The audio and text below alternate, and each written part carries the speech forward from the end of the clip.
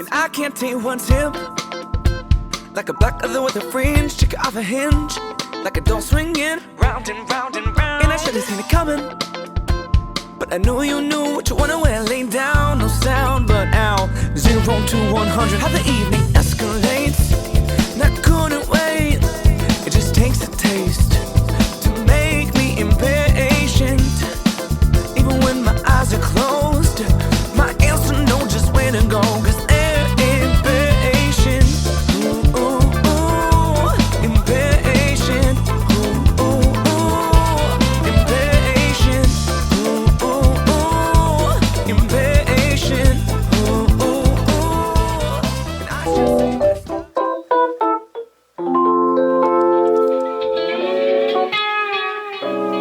This is good.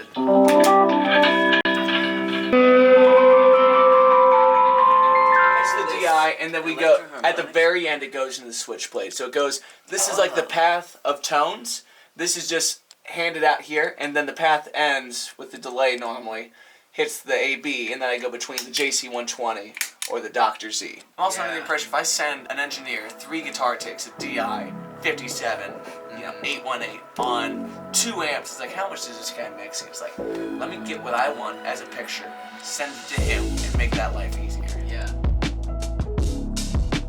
Today I'm sitting down with musician and content creator Matt Waters, based out of Cincinnati, the soul funk frontman of Matt Waters and The Recipe. He also hosts his own podcast, The Weekly Wave, you can check out on YouTube. We're talking technology, we're talking a post-pandemic music world, and finding your own path where the rules have changed. Kind of competition, so we do get better things on both sides of the fence, but like, I think it was great as an Apple user to finally see the M1 take it to a place where no one's going to knock my machine. If I have a Mac Studio, no one's going to come and suspect that this is like a Mac Mini that's not going to be able to push what it needs to do. But there's something still about like hardwire ins on a PC rig that you can take apart and rescrub, reconfigure. And it's just like the customizable option of it is such a better advantage than the way that you have to stay in the ecosystem. Yeah. But if you're in the ecosystem, it's like having your back scratched. Like, oh, my iCloud's on my computer. You know what I mean? You're airdropping files between your systems. You can't do that on PC. Well, you can actually save your full desktop to your home screen. So if I take a lot of the time I'm leaving this space, I'm going back to my apartment. It's like I would love to open my laptop and there's today's session, so I can do my edits on my headphones, so I can come back in tomorrow and mix. But it's like there's no way, shape, or form that I'm gonna drop that on a hard drive, plug it into my machine. It's like I'm too lazy for that shit. Like I want this. Everyone goes to bed. I'm sitting out on the porch and I'm getting a little buttered and editing some stuff. You know, that's the biggest headache of like video stuff. Where if you're working with like multiple people, it's like not only do you have to send the project file, but you have to send like folders and folders and folders of all these different files, and they all have to be named appropriately, and like the chain of folder has to completely match, or else it's all gone. Yeah, like, you can't even do the work on it. So it's always external hard drives and this and plugging and that.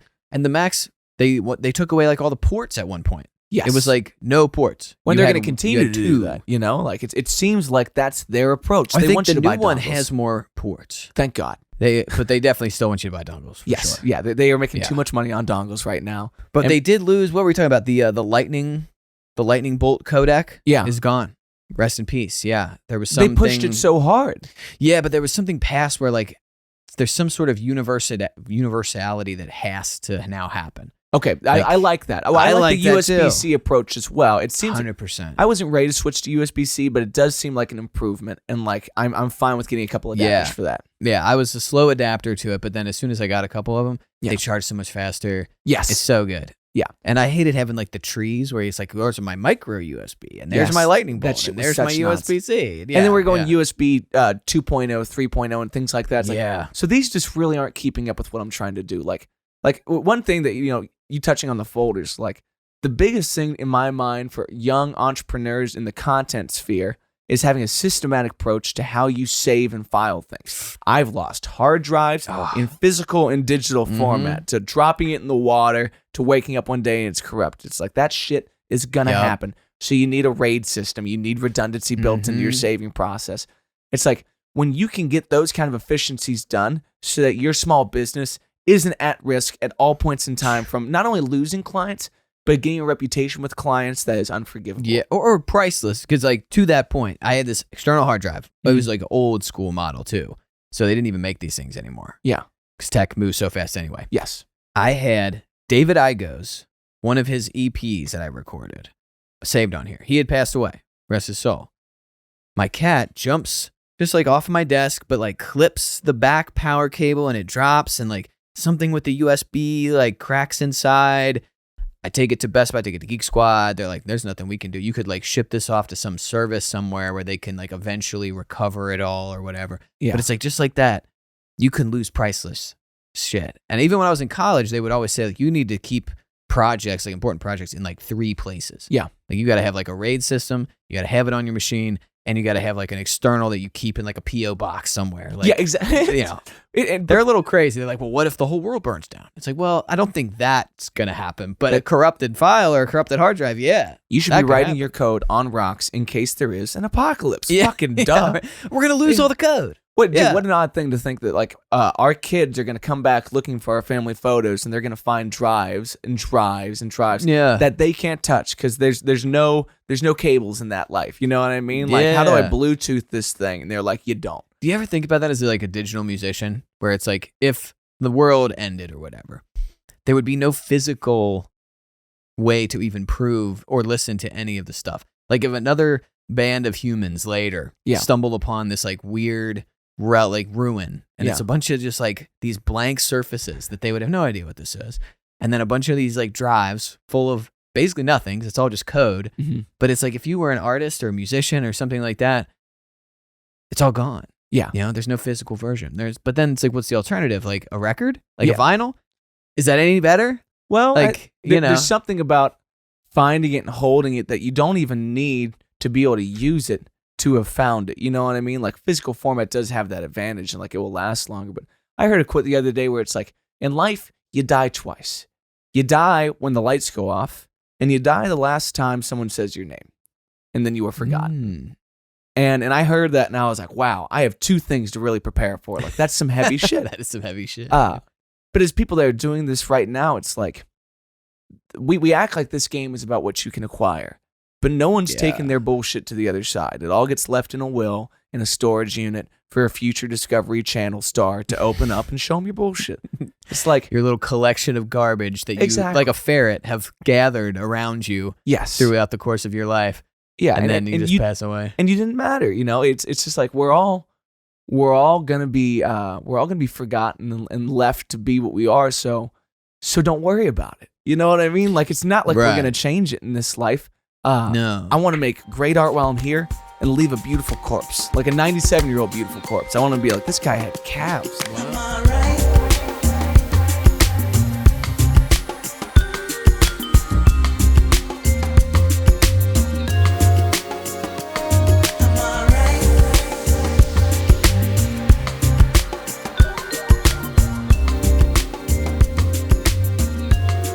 Our IQ is our ability to solve problems, but I think, you know, your street knowledge is knowing when things are done. You know, knowing when you have done the job to the best of your ability, it's time to move on and address the next problem. Yeah. Or seeing a problem where it exists instead of not even realizing that it's there. Yeah. You know, I think we become sort of body blind in a lot of ways, and I think yoga is a great way of like, you try to put yourself in a pose and you very quickly figure out your limitations. Yes. And you're like, wow, interesting. I didn't realize that my back was so locked up. You know, I don't walk around feeling it all the time or anything. And, you know, God bless, I don't have any like chronic pains or anything. Yeah. Although I am a fan of yoga as well. So it's like I try to keep that in that way. But I know a lot of people that have a lot of chronic things based upon, it could be anything. Like you were in a car wreck. You didn't get really hurt, but like something got pinched weird, like in your sciatic, and every now and then it like flares up, you know, these little things that it's like death by 1,000 cuts. Yeah. If you layer all those on top of yourself,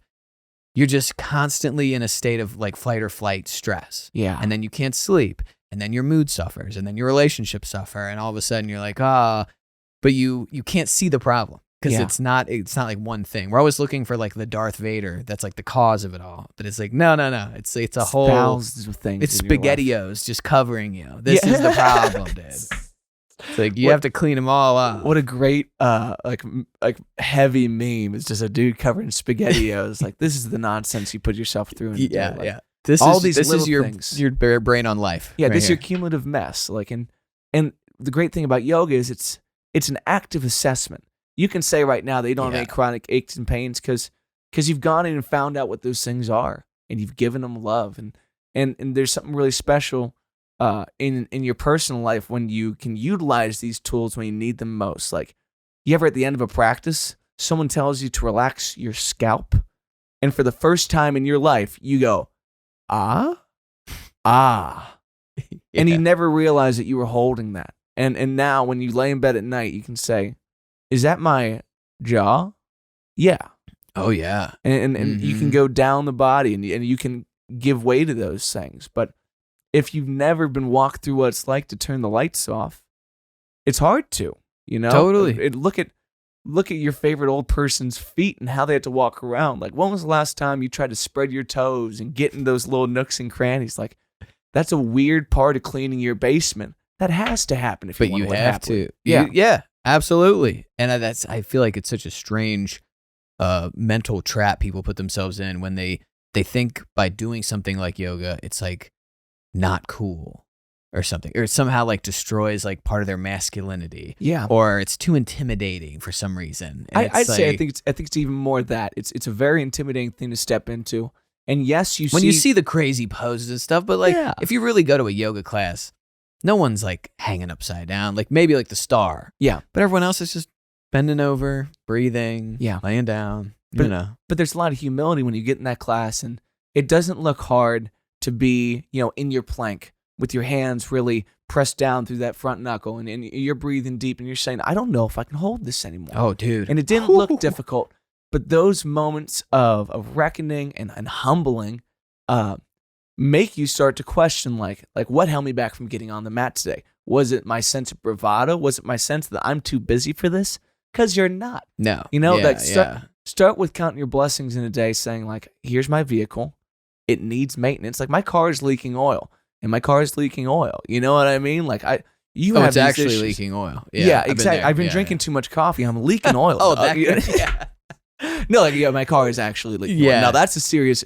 But kind of the same, though. Yeah. Your assessment of your body leading into the day is so much of what you're capable of, and being reminded of what you're capable of helps you take out the reasonable sized bites that you can get through in a day. You're not going to do 20 things. Don't put it on your list, because you're going to be disappointed when you get to 5 and you're done scratching. Yeah, but it's all in you. Like, no one else has these expectations for you. Like, if you're a guy listening to this, no one's going to expect you to get in your first yoga class and be flexible at all. Yeah. Like, no one's expecting you. You would blow everyone's mind if you were. Mm-hmm. If you're a normal dude, like, they expect you to be like locked and struggle with the posing and stuff like that. Like, then no one's going to be like, dude, what a loser. Yeah. He can't do it. He can't even sit pretzel for like 5 minutes. It's like, no one is thinking this. There is no judgment except for you in here for some reason. Yeah. And being able to like come to terms with your own inability and your non-capability of doing a thing. I mean, it could be anything. And I think, I was thinking about this, and this was interesting, because I used to think this exact mindset around people that when you would be playing music or something, and someone would be like, man, I really wish I could play guitar. Mm-hmm. And my first answers were always like very matter of fact, 'cause I took it literally. I thought they literally meant like, I wish I could play guitar. And I'm like, oh, well, yeah, you can. You have hands. Mm-hmm. They have some kids like, oh, my hands are too small. It's like, here's a video of 3-year-old Korean kids playing full-size classical guitars. Like, better than not me. your hands right now. And it took me a while to realize, like, they don't even really wish that they could play guitar. This is just like some sort of parroted thought. It seemed like an appropriate thing to say, so they said it. It's just like people like, oh man, I wish I had of this.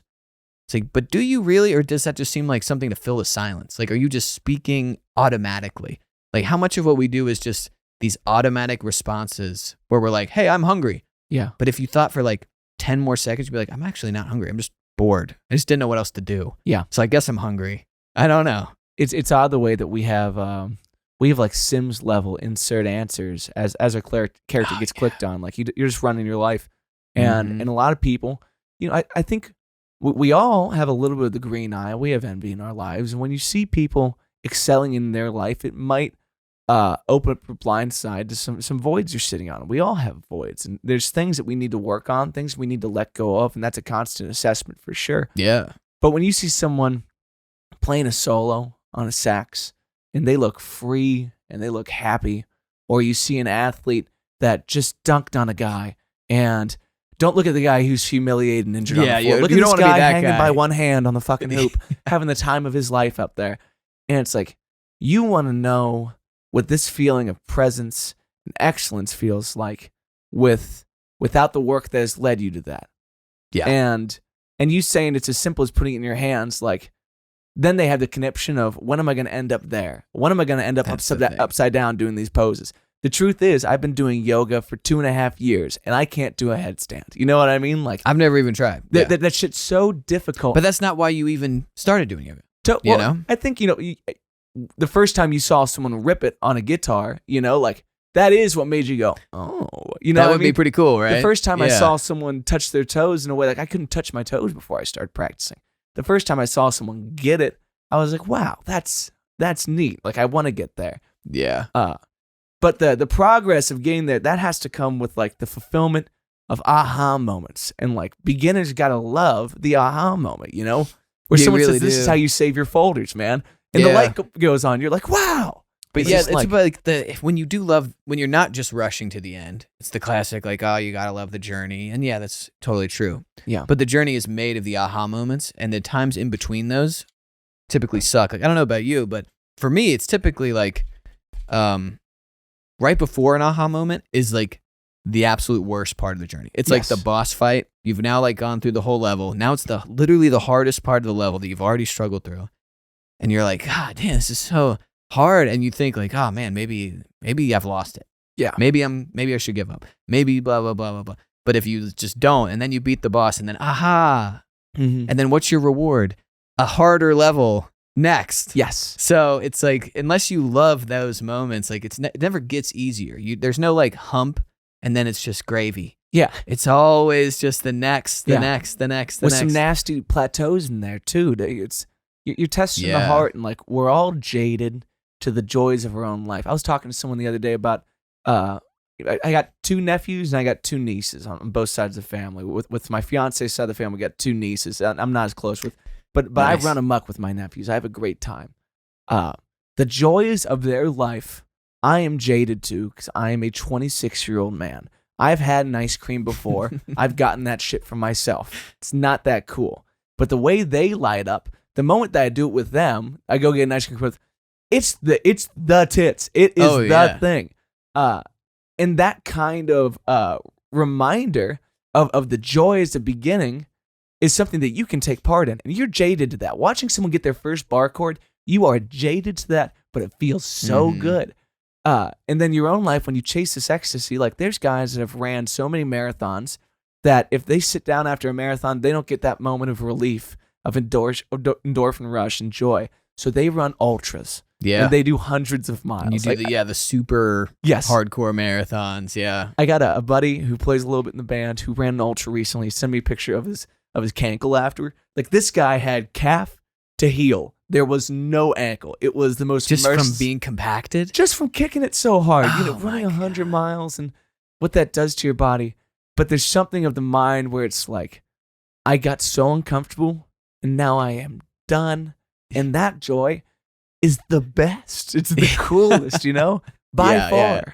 If you have like the internal masochism to get through 100 miles. Yes. Which is really such a mind over matter thing. Because at that point, an ultra is not even about fitness. Yeah. Right? I mean, it's like, or what's good for you. It's bad. It's definitely, it's horrible for you. It's bad for your immune system. It's bad for your heart and your lungs and your bones. But it's heroic. But it's, if your mind can literally defeat all of the signals that you're sending it. Yeah. That's that's an amazing skill in itself. Yeah. But definitely not like a sprinter where it's like very much about sort of activating all of these muscle fibers and stuff. So how do you win an ultra? Like, just don't die. Yeah. Be the first guy crazy enough to get across that line.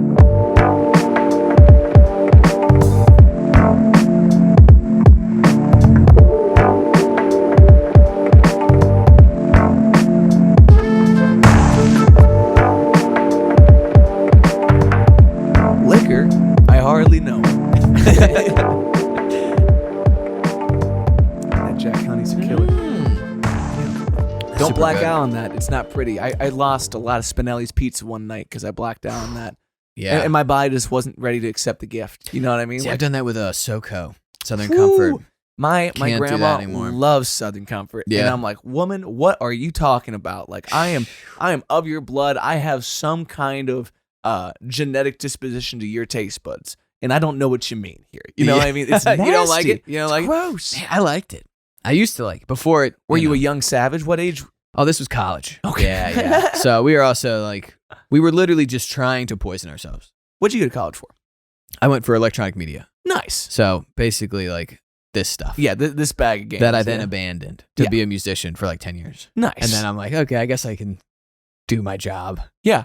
Now that I'm done playing around. Now, did you finish it's like- whatever degree you were doing? No, then? I left out, and I was talking about it in another episode where it's like, good teachers are pretty rare. Mhm. We go through so much education in our lives, but I can name maybe 4 teachers that made a good impact on my life. Yeah. And those are great. Those are like teachers like I love. Most, no, not so much. Mhm. And there was one guy, the guy who I did, it was like Video 201 when I was in college. And that was the last course I took before I was finally like, fuck this, I'm out. Yeah. Like he was such a Been douchebag. so fed up from it. Yeah, like I don't know if he was just jaded, like life had not gone his way, but just like something about his attitude and the way that he approached it it was just oppressive. It wasn't educational. And I was like, dude, I'm out. Yeah. Like by this point, like I'm picking up piano, I'm smoking weed now. Like we're having a good time. Yes. And you are harshing the vibes. I'm not learning anything here. I'm paying all this money. Yeah. I don't even want to use a camera anymore. You Mhm. soured me to the idea. Like if being in this business means working with guys like you, cash me out. Yeah. Like I'm done. I don't want to do that. All the musicians I knew these were guys I wanted to work with. Mhm. And It's And it hard was to be great. at that kind of crossroads in your life where like a system had gone stale, like a decision to further your education had turned into something where you weren't reaping the ROI that you had said is worth it for you to be there. yeah. And like I really respect people who pivot well and pivot passionately. There's a lot of people that get defeated by something like that. It's like, well, if you're gonna change pace, change wholeheartedly. Wake up tomorrow. Just go. Yeah, and be a new person, but come at it with that kind of vigor. Because one thing that I got from college was an extension of my capacity to work hard that I lost a little bit afterwards because I didn't apply it in full, which is a very Mhm. hard thing without structure. But I'd say in the path that you and I have chose as multimedia creatives doing whatever the hell we're feeling, Yeah. you're going to get way more out of a mentor than a teacher because the 100%. teacher has to go through structures that are systematic and good for standardizing. Maybe that's great for teaching algebra. The cool thing about learning algebra is what I was sticking around with my buddies, and we all had to learn this. So we had a good time learning it together. But there's nothing about, intelligible production work or great, saving processes or how to track Yeah. that you learn in those systems that feels resonant. I want to ask you a question right now. I don't want to put my hand up and wait because guess what? I'm wondering Yeah. why the Glenn Johns way of miking your overhead is going to be better than this. It's like, so I didn't study my passion in that kind of system. I got some paper for some shit I'm not going to do. And I've thought about it. I've said it for years now where it's like this craft, like the multimedia production, audio, video, sound, all of it doesn't belong in a college. It belongs in a trade school. Like what we do is Bingo. like, this is like blue collar. This is Yeah. like plumbing. Yeah. Like, and I think about it when we're loading into gigs. I load in all my stuff to do my job and then I go, like, that's it. Yeah. Like we're not pencil pushers. We're not mathematicians. Like we come in with tools to do a job. And the way that the education is like funneling is it doesn't really work the same way. Like you said, it would be better as like an apprenticeship Mhm. or like small sort of core classes that would just really dive down into this. Cause like if you know the fundamentals of just like how to mic a guy up, how to set the levels, like you can kind of have consistent work forever. Yeah. Cause this is not going to go away. No, If anything, it's just going to keep getting more and more and more and more. I mean, that's the way. And I did want to talk about that because that's sort of pertinent to the music business. It's pertinent to our whole culture. Is that content has kind of become so important that, and I hear musicians complain about it all the time, like on TikTok especially, where it's like you can't just be a musician anymore. And it seems like you've already pivoted, as you said too, where it's like, okay, well, I'm also going to add this, and I'm going to add this. Like how do you feel about that? Do you feel like that is important, or maybe it's a specific to the type of person you are? Like what Depends do you on think? if you like it. Like I think the best thing that all of us have gotten from like a Rogan kind of podcast is the reminder that like, if you're going to do this because you love it, you better love it. You better not pretend like you love it, because people sniff that shit out. So if you're not going to take something from these experiences and enjoy the editing process, at least when it's done, or enjoy the record making process, at least when it's done, you should not step up to bat, because this is not a field for the weak of heart. So I've only dabbled in things that I like doing. And I found that like, the podcast side of things, like I'm not necessarily doing everything right, but I'm doing it my way with my thumbprint, and I'm only doing projects that feel fulfilling to me. I'm not gonna overdub vocals from a popular video and do a dance and do this shit. And some people, that's their bag. Yeah. For a while, I was reacting to other people's TikToks on my show, and I was like, I don't like getting on TikTok looking for this shit. So I'm just gonna make what I make, and I'm gonna try to watch the signals as to if things are productive or not. And I'm going to continue to change when things pop. I'll already be primed because I'm doing stuff I like. I'm just doing it better that way. I totally agree. Yeah. That's self-awareness. I mean, because there's no formula here. There's a lot of people with great ideas that have no idea how to execute. And that's one thing that like we get from the corporate system. Here is a well-structured, almost militaristic hierarchy with key delegators at the top who utilize talent in very coherent, intentional ways, and they steer the ship from the top. When you're trying to steer the ship from the top, and the only guy working is this one loner in a basement trying to turn these things out, you're talking about impossible suggestions. Well, be suspicious of anyone that claims they have answers to things they're not doing. Big time. But I also have a very different approach than most people, and I am very much doing it my way or the highway, and that's fair for individuals. It's not so fair for teams. Like bands have to look at this differently. That's a whole, whole thing as a band. Yeah, it's like you have four partners. It's like a big polyamorous relationship. Yeah, I love that. That's a common thing. It's like polyamory or polygamous couples, and it's like, you ever been in a band? Yeah, like, that's what you're in, and that's it. And if it's passionate all the time. When you fight, when you fuck. When you get along, or when you used to have a lot of passion, now it's kind of died out. Now you're just kind of going through the motions. It's there. Almost every parallel is offered in there, but and that's a whole thing too. And I feel like, especially since we just came out of COVID and the whole pandemic, and at the very beginning it was a big shutdown, and suddenly it did seem like every musician now had freedom to choose whatever path they so desired, because like, the, I guess, stereotypical stairway to stardom was now blocked. So suddenly it's like, oh, what if there is another way? What if this way that I think could work? And you just have people trying all these different things, which I thought was great. Yeah. As sad as it was, and as horrifying as the entire experience was, I thought it was very revitalizing to sort of the creativity of the artist to be like Glow Stick Willie. I don't know if you're familiar with those guys. No. They started playing on Twitch. And now they've grown it to this huge thing, and it's like fantastic. Yeah. Well, whereas when I tried to do Twitch, it didn't work for me. Yeah. And I didn't really enjoy it. Like, something about performing music live versus live stream is very different. Yeah. Well, I think there's a testament in that to the character that you play online, and do you like playing that character? Some people aren't happy to be a clown. Some people are a clown innately, and they don't need an audience to do that. So finding out, so why did I get on Twitch tonight? Do I want to be calm, cool, and collected Mike Heffron that's working really hard and showing off some stuff and has an eye for quality and likes it like this?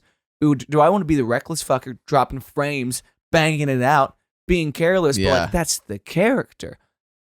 And when separate COVID, the health crisis, from COVID, the virtual experience that we were all inundated with involuntarily. That sounds like a ice show performance. An ice COVID, the virtual experience on ice. That sounds hilarious. That would be fun. So it's just a dude like chasing down his computer, and like someone else comes out. And it's like your device is like dying, and it's beautifully get like orchestrated. masks and everything everywhere. Let's make it Blades of Glory style too. Let's bring back the Napoleon Dynamite guy and Will Ferrell. You get that whalebone fucking comb, and you stroke it, and then you come out. I mean, it's time we start joking about this. You know? Yeah. Because Well, like all the content that came out. This is back to COVID real quick. take us back. It's interesting to me that we had this time where the things we took for granted were now removed from us. Mhm. You know, like live shows and tours and all this stuff. And I was talking with Nick, like we swore like this would be such a learning experience where bands and venue owners and festival operators and everyone would kind of learn like, wow, we have kind of been taking these certain things for granted. Maybe we should come back and do it properly. Now that it's coming back, just still is not fully revived or whatever, but it seems like it's back to business as usual, which is concerning since the world is no longer what it was pre-COVID. I mean, now TikTok runs the music industry. Like the Billboard 100 is almost completely populated by TikTok trend sounds. And live performance is in a weird place where it's like Taylor Swift tickets are the top trending item on Twitter because people can't get them. And if you can get live tickets, they're so expensive. So if it's so expensive, what does this now mean a live show should be? Should it be the same as when it wasn't as expensive, or should it be more? Are you now offering like a higher level experience?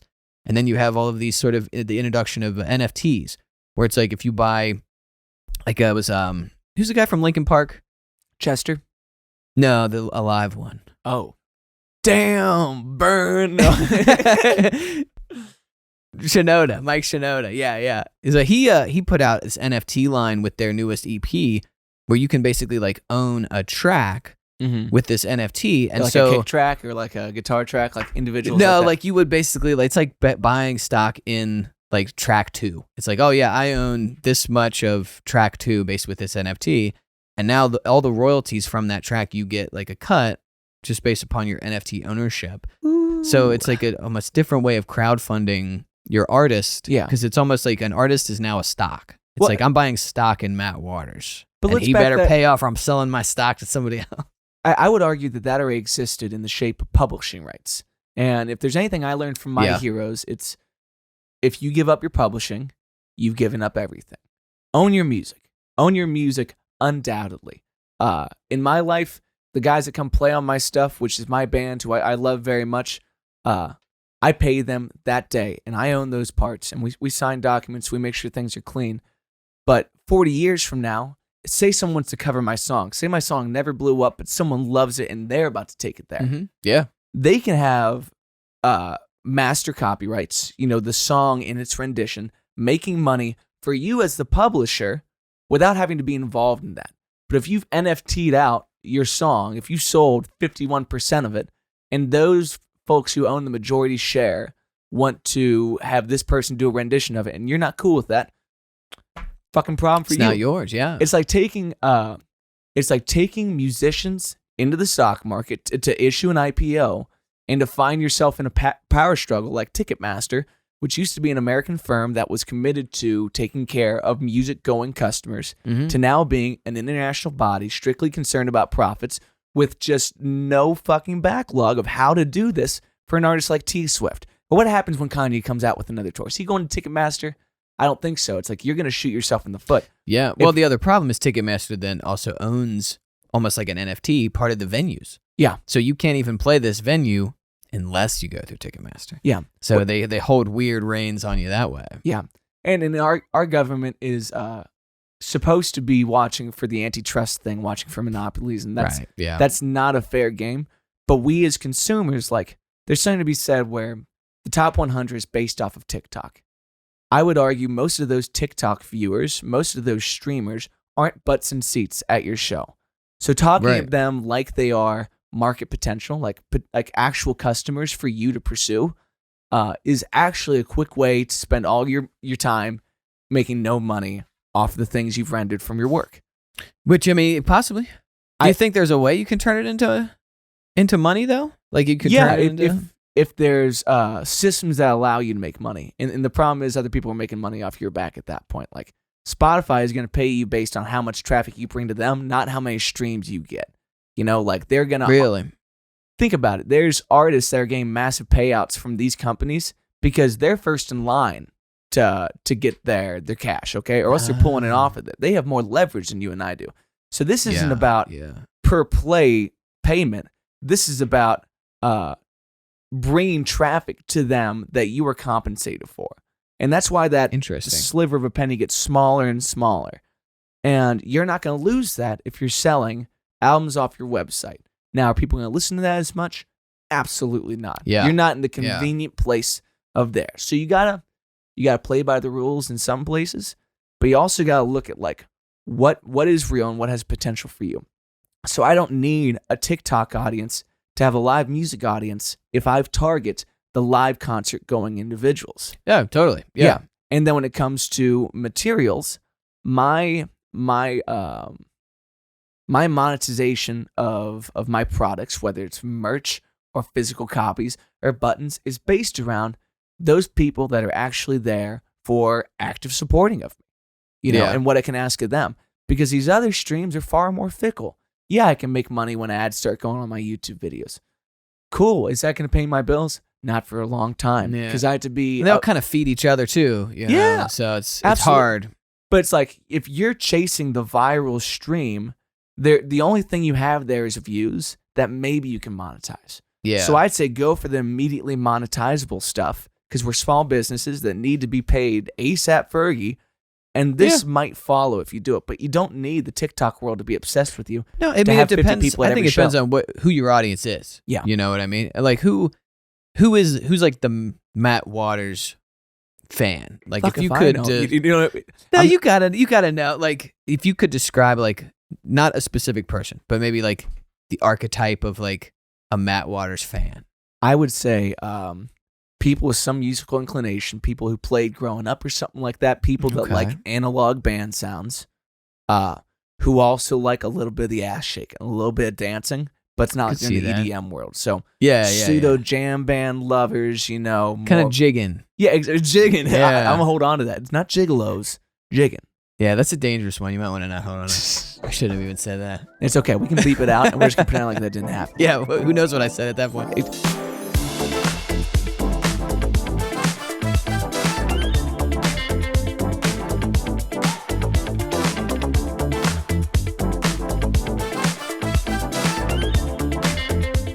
Relationships are hard, and some people are more prone to traumatic situations and whatnot. And like in art, it has feeling, and sometimes that's relatable, and sometimes it's infuriating. Like the reason that we lost a lot of great artists is because someone listened to something and it drove them so crazy that the only thing they could do about it was make sure that person never does it again. like John Lennon. Exactly. Someone shot. did that to John Lennon. You know, someone got driven so crazy by the song "Paint It Black" that I think they tried to kill one of the Stones members. Really? I believe it. I believe it. There's things about music that are haunting. And the guy that tried to kill Bjork. That was a thing. Yeah. Mm-hmm. Weird. And sometimes we write things that are our own hauntings that are healing or hard on people, and you don't know. It's like when you share. It's like when you come home and you tell your loved one about everything bad that happened in your day.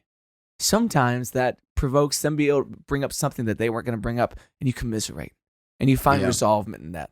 And sometimes you find perpetuation of someone trying to one-up the other. Like you could say that happens somewhat in gangster rap, where the first time someone talked about killing somebody, it went to a new edge. So this person now is talking about killing people. You got to match. Yeah. You need to push, and sometimes that starts to bleed into everyone's normal life. And like when it comes to artists starting to feel offended or affected by other artists, it's like, one, you need to move on. You need to play other places and not take things so personally, and that's tough for all of us.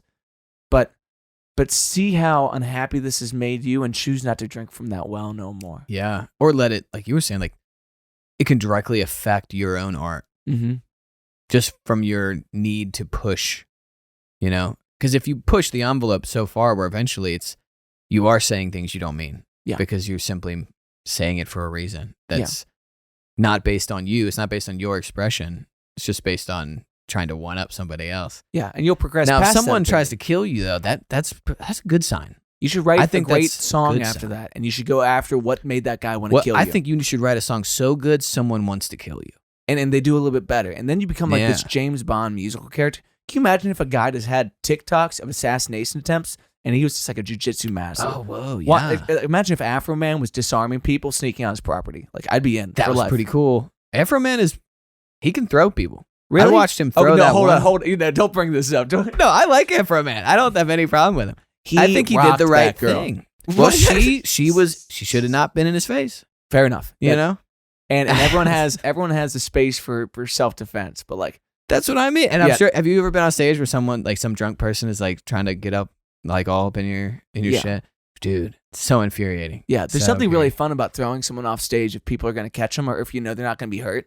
Yeah. Like I've had a guy get up and like I put a boot on his chest and I just pushed him with my foot because like I was playing something. Yeah. But like it was a quick way to disarm, and then I could get real low and be like, if you come up here again, I'll make sure I hit you in the face.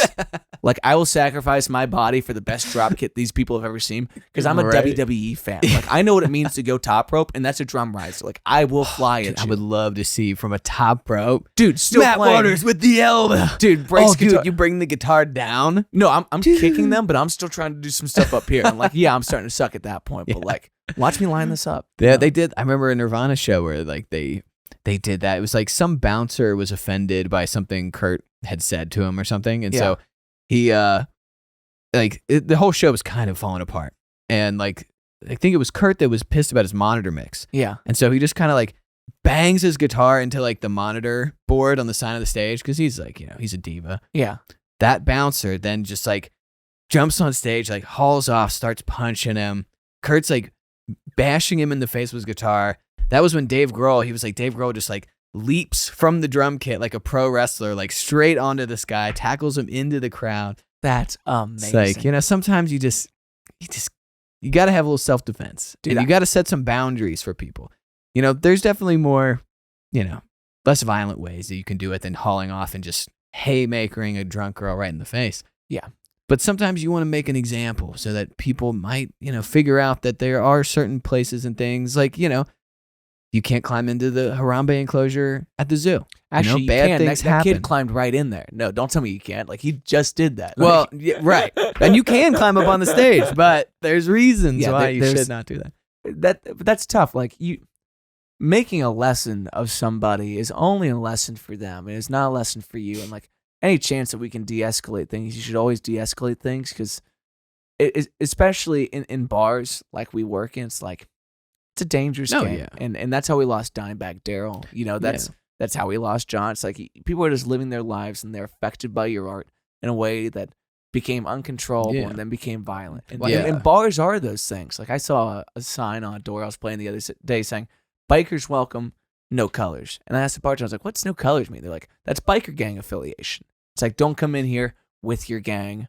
hoping to run amok. It's like, we do have an aspect of us that's very football teamy, you know, where it's like once you put on your colors and they put on their colors, you want to fight, and that's not where any of us belong. Not good. Yeah, no, especially when the band's fighting the bouncers. Like, guess who is definitely more endowed? You know, like you have bigger dudes on the bouncer side. Do not make friends with security every time you play somewhere. Make friends with that because that's how you're going to come back. Security first. Don't worry about the promoter. He may not pay you even if he likes you. You know, that's just the way people run their business. And he's probably not going to have a job in like 3 months anyway. That bouncer though is going to be there for a long time. Yeah. Because that's not a job anybody really wants to pay that good. If you get a good bouncer, like we know guys that worked at Madison Theater long before we were there. Mm-hmm. And we went there recently. They're still there. Because it's like, dude, if you're in that OG and you're willing to work these late nights and these long hours, it's not something people want. No, it's a pretty honorable service. And the best bouncers I know de-escalate extremely well. They'll walk you out the door like a buddy and say, "You're done. You're out. Yeah. You know, you're out the club. Give me that drink back." You know what I mean? Like, and that's as simple as it is. And then some of these guys do brawl, and I respect the ones who take care of things handedly. Yeah. You know, not to teach a lesson, but to get this over with, you know? Right. Like we're not curb stomping anybody. But if What? you got You're little, not? you know, What are you talking about? you know, well, would that, you know, Bogarts, I think, tried that. I think they tried curb Just stomping tried it? people for a little while. Had bad blowback on that though. Oh my God, that's so awful. It's so funny. So Matt Waters, how can everybody find you? What you got coming up? Well, the biggest thing that you could do for me right now is stream my latest live album, The Big Crash, recorded at Radio Artifact here in Cincinnati. Love the Check Big out all Crash. the materials that have come out of Radio Artifact, filmed and edited by my man Mike Heffron, God bless, who also, let me say, working with you artist to artist, was so quick on the pace, quick to respond, quick to serve, saw the betterment of the project the whole way through. Like, the biggest testament to your art is the way that you treated it like your art when you were working with me. And when you take on people's projects, you do it in a passionate sense. So thank you for doing that, man. Yeah. Well, it's like a, little imposter syndrome. Like if I'm not bringing my A game, Fuck I don't yeah. feel like an A player. And I want to be an A player. That's what That's what kick-ass- pimps do? Yeah. Hell yeah. Well, I All think right. so. Well, you're a cane- funk musician. You would know more than me. So yeah. I I'll take bought a that. cane and I don't have the confidence to use it yet. But one day I'll bring out my Well, cane. yeah. No. I don't think have a stable. cane is something you age gracefully into, you know? Mm. I think that's a move. Because I had a cane for a while and it's just not cool.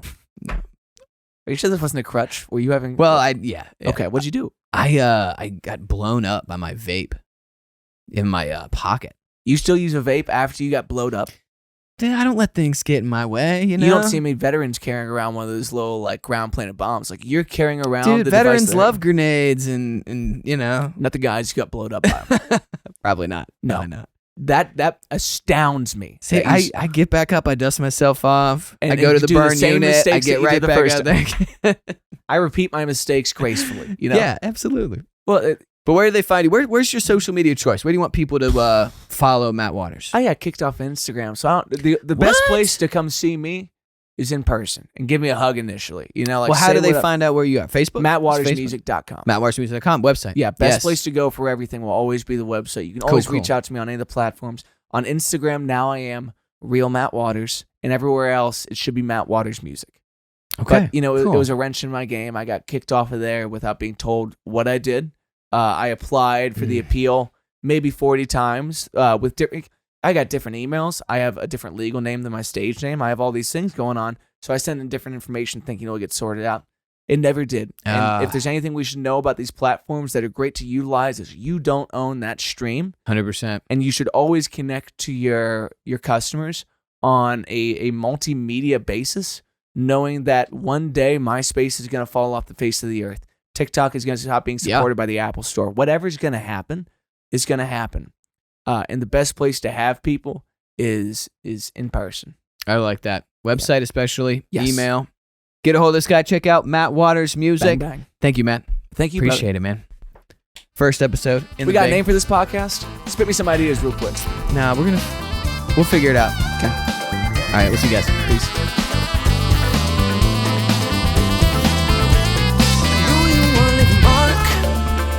So playing in the dark, where did you start? Leaving me with a work of art. And I think I'm a fan of what I'm seeing, with the fan swinging from the ceiling. If you're bad, you're a thief. Who's hot, you're stealing. How the evening escalates, not couldn't wait. It just takes a taste to make me impatient. Even when my eyes are closed, my hands know sweat and cold, 'cause they're